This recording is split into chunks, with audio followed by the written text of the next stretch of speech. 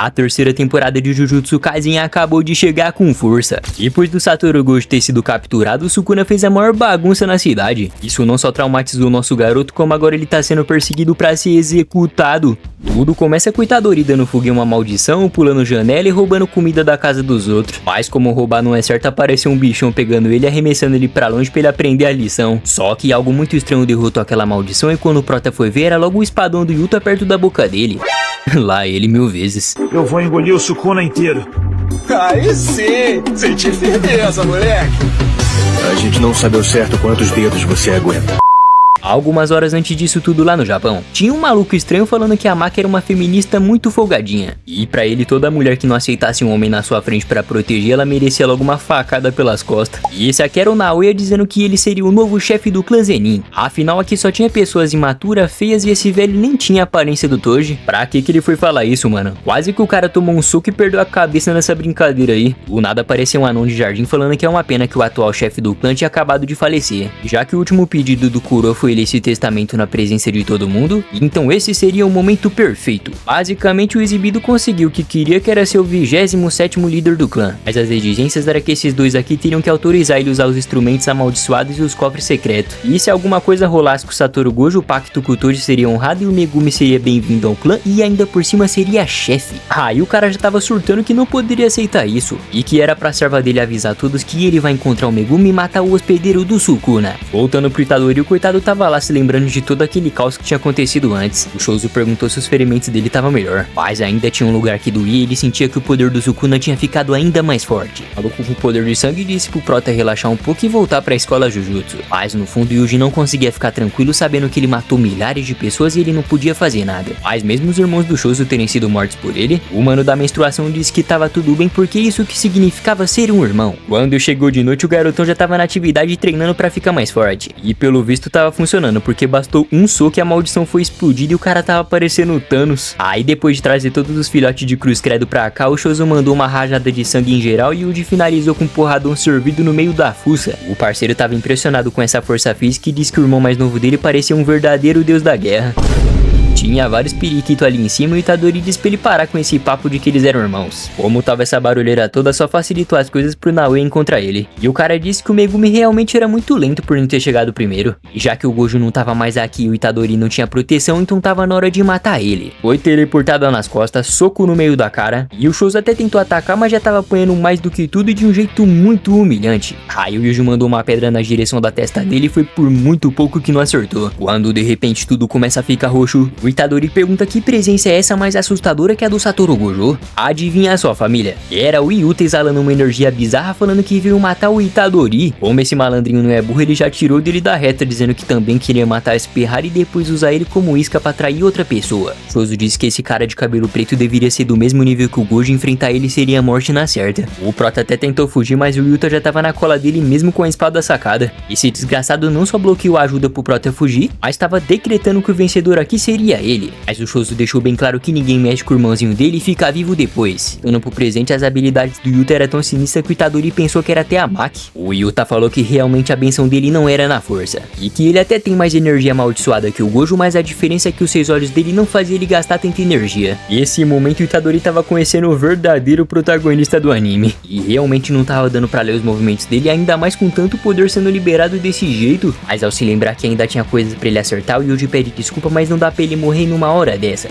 E foi por muito pouco, tá? Porque ele tava de verdade levando uma surra, mas deu tempo de quebrar a espada do menino antes. O Yuta fala que não esperava menos de um aluno do Gojo Sensei. E o coitado até se iludiu que dava tempo de fugir, mas a Rika apareceu prendendo ele e perguntando o que tava acontecendo por aqui. Aí depois de falar que era apenas uma brincadeira entre eles dois, o emo depressivo começou a se aproximar pedindo desculpa pro Prota, e assim que a espada dele atravessou o garotão, começou a cair um monte de geleia de morango no chão. O poderoso rei das maldições estava debochando lá no mundo dele. E enquanto isso tava rolando uma porradaria sinistra com uma animação absoluta de cinema, e o mano do sangue não tava conseguindo fazer nada pra revidar. O Naoya pergunta para que essa persistência toda e o que era esse maluco. E a resposta do Shouzu foi que ele era o irmão mais velho de 9 irmãos que ia botar esse otário pra mamar. É, rapaziada, pelo visto hoje não é o dia de sorte dele não, hein? Porque esse amostragem conseguiu surpreender ele mais uma vez e não só perfurou ele, como também tinha descoberto a sua técnica. E podia parecer meio hipocrisia depois de ter dado uma facada no bucho dele, mas esse cara odiava pessoas que só conseguiam vencer convencer usando armas tipo os irmãos dele. Quando o Choso pergunta se ele odiava os seus irmãos, o maluco fala que o irmão mais velho não valia de nada se ele ser inferior aos mais novos. A diferença aqui é que o Choso tava deixando claro que o irmão mais velho precisa ser um exemplo sempre. Já que esse maluco queria saber tanto, ele teve que ficar resistente assim porque ele não teve exemplo e precisou cometer muitos erros pra ser quem ele é hoje. O Naoya nem tava entendendo como uma pessoa conseguia ficar viva depois de sangrar tanto. E a narradora diz que as pinturas da morte são uma mistura de maldição com os humanos. Então os usuários não morriam se sangrar muito e convertiam a energia deles em sangue e só morriam se a força deles se esgotar de vez. Meus amigos, o cara tava se sentindo um mosquitinho perto de tanto sangue rodeando ele. E pra quem pensou que acabou, o Choso tinha feito o sangue que encostou na roupa do cara endurecer e disse que agora se ele vai dar um cheque mate. O senhor orgulhoso tava se garantindo com a sua técnica secreta que podia tancar e definir 24 quadrados por segundo. Mas como o maluco que menstrua enfrentou o próprio feitiço mais de 150 anos, o cara sabia o que tava fazendo e aparentemente deu certo a estratégia dele. O Choso tava querendo entender como alguém não conseguia amar os seus irmãos. Mas bem na hora, Yuta apareceu jogando ele contra a parede e zombando da situação deplorável do novo líder do clã Zenin. O cara tava achando que deveria ser algum tipo de veneno no sangue que deixou ele desse jeito. Mas o Yuta falou pra ele relaxar porque ele conseguiu usar a reversão de feitiço pra curar as pessoas. Só que em troca disso ele deveria avisar pra todos os líderes que o Yuji Itadori já tinha sido executado. Aí do nada começou uma memória do vô do Itadori conversando com seu filho. E o pai do Prota fala que as memórias dos bebês são muito boas, então não é bom falar muita coisa na frente dele. E assim que a porta se abriu, apareceu uma mulher muito parecida com aquele mano lá do sangue. Quando o Itadori abriu os olhos, ele tomou um susto, já que a pessoa que supostamente matou ele tava ali parado encarando uma fogueira. O Yuta tava sorrindo de alívio e pediu desculpa falando que foi tudo um teatro aquilo que ele fez. Isso porque um tempo atrás o Gojo tinha pedido pra ele cuidar do Itadori se alguma coisa acontecesse com ele. E então basicamente foi tudo um plano desde o início. O Prota tava querendo saber por que ele tava vivo já que tomou uma espadada. E tudo isso foi graças à reversão de feitiço que permitiu ele usar energia positiva, fazendo o coração dele voltar bem no momento que seus batimentos cardíacos tinham parado. Mas como essa tava sendo a segunda vez que ele fingiu que morreu, então não demoraria muito para as pessoas descobrirem que ele tava vivo. Ao perguntar por que tudo isso, o Yuta fala que é porque ele era importante para as pessoas que são importantes para ele. Bom, ele até tentou convencer o Prota que ele não tinha culpa de nada, mas ainda restava aquele trauma do Sukuna ter matado várias pessoas. O Megumi apareceu logo em seguida mandando esse vagabundo voltar pra escola Jujutsu, que nem ia ter problema se ninguém visse o rosto dele. E mesmo ele dizendo que matou muitas pessoas, o Fushiguro disse que a culpa não era só dele e que desistir não podia ser uma opção. E que heróis e feiticeiros Jujutsu são coisas muito diferentes. Então ninguém tinha moral de julgar eles de verdade. O problema é que o Prota tava enlouquecendo depois de toda aquela bagunça que tinha rolado. Mas como a irmã do Megumi também tinha sido envolvida nessa história, o único pedido dele era pra ele emprestar o seu poder e a sua ajuda. O Yu já avisou o Yuta que o Sukuna tava na maldade querendo tramar alguma coisa com o Megumi. E que então se o Sukuna tomasse o corpo dele de novo, dessa vez era pro Yuta matar ele sem pensar duas vezes. As dúvidas agora era como abrir o cubo mágico que o Gojo estava preso e saber mais sobre esse tal de torneio que o Kenjaku vai forçar as pessoas a participar. Como a vida não é um morango, até existia alguém que podia responder isso. Mas a única forma de encontrar a Tengen era milhares de portas e só uma levaria ela pro lugar certo. E ao perguntar se a Nobara tava viva, pelo climão que ficou, ele já até tinha entendido tudo.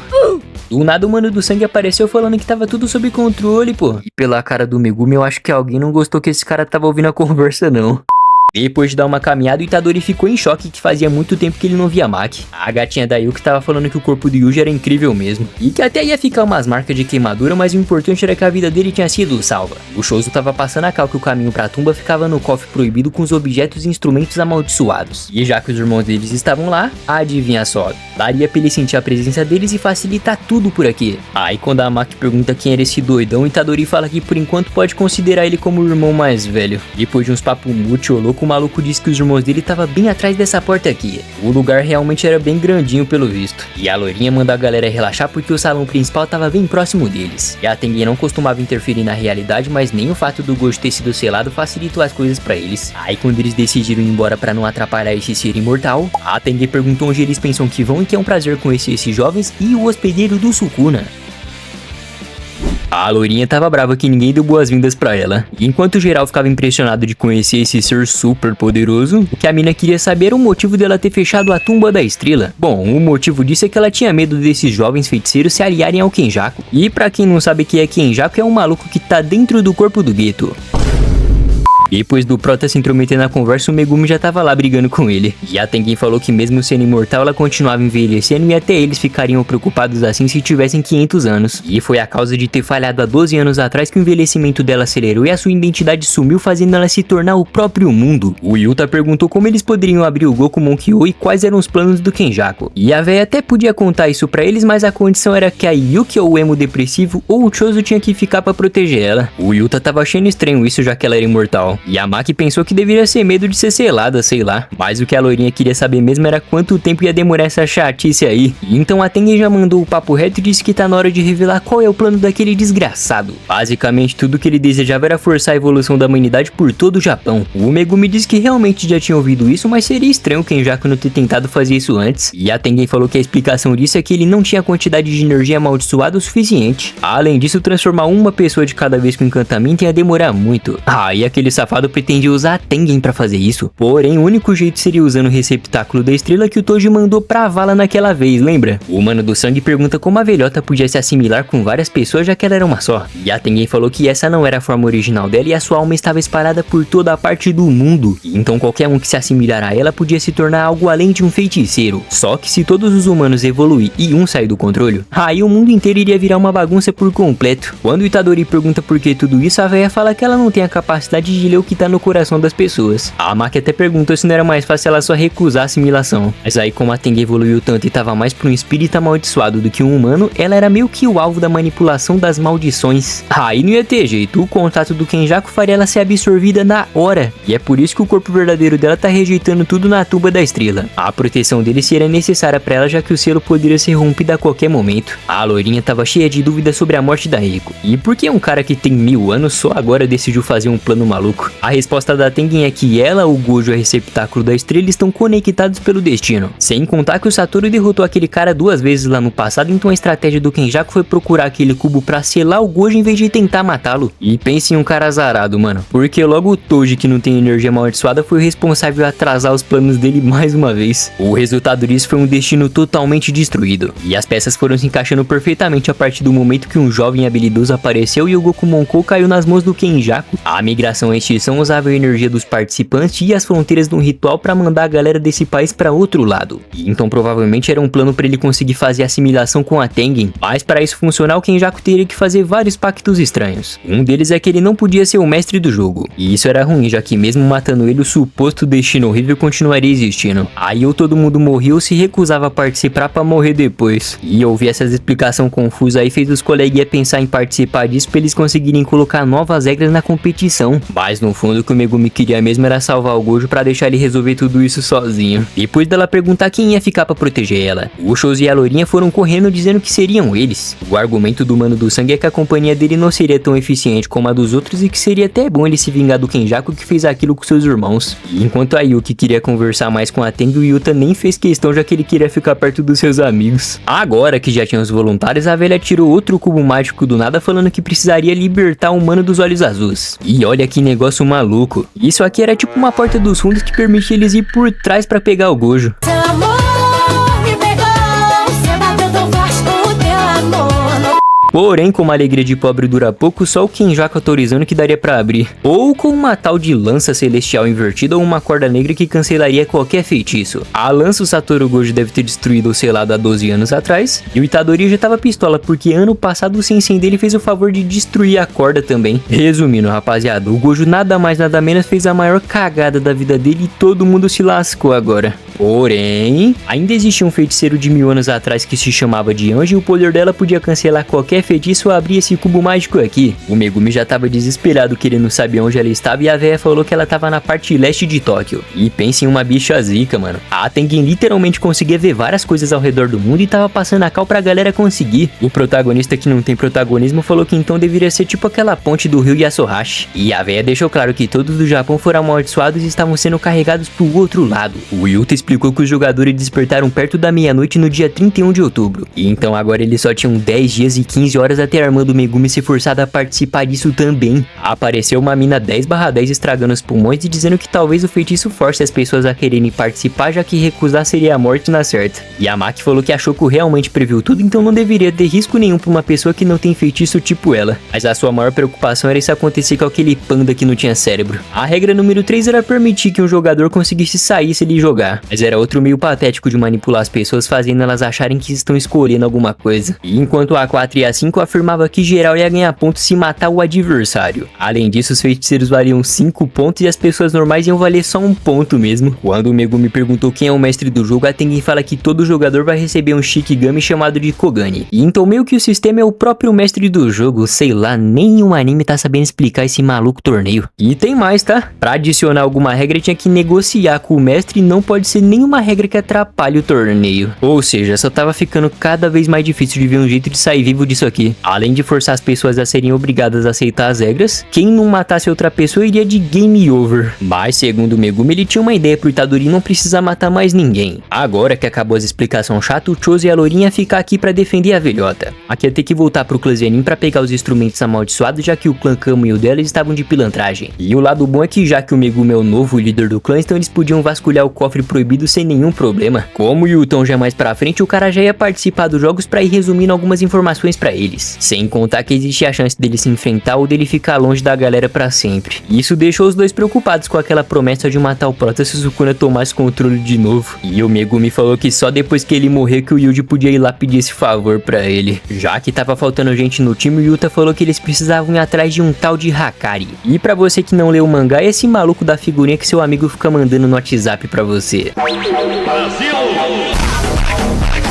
Ah, agora eu entendi! E depois que os feiticeiros boladões começaram a ir embora, o Itadori agradeceu o Shoso por tudo e ele fala pro irmãozinho dele não acabar morrendo. E ele já tava lá fingindo que não tava chorando. E em algum lugar do Japão tinha um cara mandando esse idiota desistir do sonho dele que tava cheio de pessoas fazendo sucesso do nada. E que normalmente as pessoas são engraçadas e depois são descobertas. E não igual esse imbecil que não tinha talento nenhum. Quando o ignorante bateu a porta e ia embora, apareceu outro cara lendo o jornal falando que gostava das piadas dele. E que até tinha gente legal ficando famoso, mas também tinha muito idiota por aí que não fazia merda nenhuma e conseguia fama. E então apareceu na tela que esse era um dos jogadores da migração e ele estava enlouquecendo querendo saber que tipo de famoso ele poderia ser. Eu tô maluco!